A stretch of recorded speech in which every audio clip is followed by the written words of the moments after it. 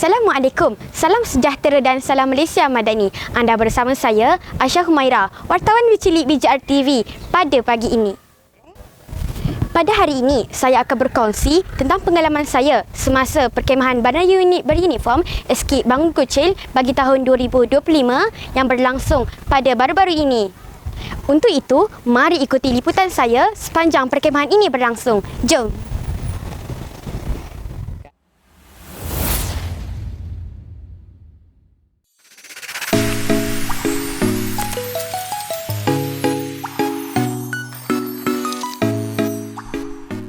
Untuk pengetahuan penonton sekalian, pengalaman saya sewaktu berada di tapak perkemahan ialah saya dapat menyertai pelbagai aktiviti bersama rakan unit beruniform saya. Pelbagai aktiviti yang dijalankan seperti pertolongan cemas, jaga trekking, sesi ceramah, masukan rimba, asas kaut kaki, pertahanan diri dan malam kebudayaan.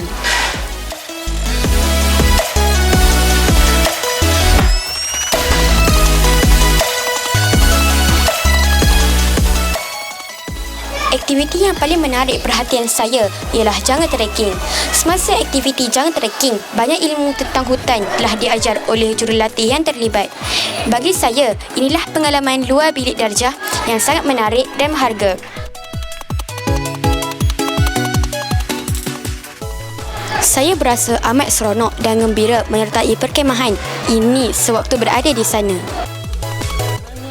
Perkemahan unit beruniform yang berlangsung di Kraipak and Training Center pada baru-baru ini, pada pendapat saya adalah sangat memberangsangkan. Penyertaan murid SK Bangun Kuchil adalah seramai 77 orang, dihadiri oleh murid daripada tahun 4, 5 dan juga 6 daripada 5 unit beruniform. Objektif mengenai perkemahan agung unit beruniform ini pada saya adalah sangat tercapai. Objektifnya iaitu kita lihat dari segi aktiviti yang telah dirangka, modul yang telah dirangka oleh pihak KEM, kerjasama bersama dengan Kapten Afiq dan juga Kapten Adi di bawah Faris Maimun, sangat merangsang dan menggalakkan aktiviti murid kita di dalam menyertai perkemahan ini.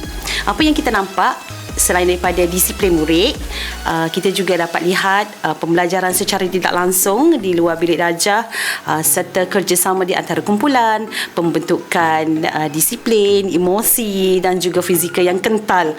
Selain itu, kita lihatlah di dalam aktiviti-aktiviti yang disediakan oleh pihak KEM, yang paling mahal ialah pihak KEM ni juga terdiri daripada kasan askar yang kita mahu mantapkan jati diri, semangat patriotisme dan sebagainya, insya-Allah. Itu saja pengalaman saya. Saya Aisyah Humaira, wartawan cilik BJR TV. Kita jumpa lagi di episod yang akan datang. Assalamualaikum.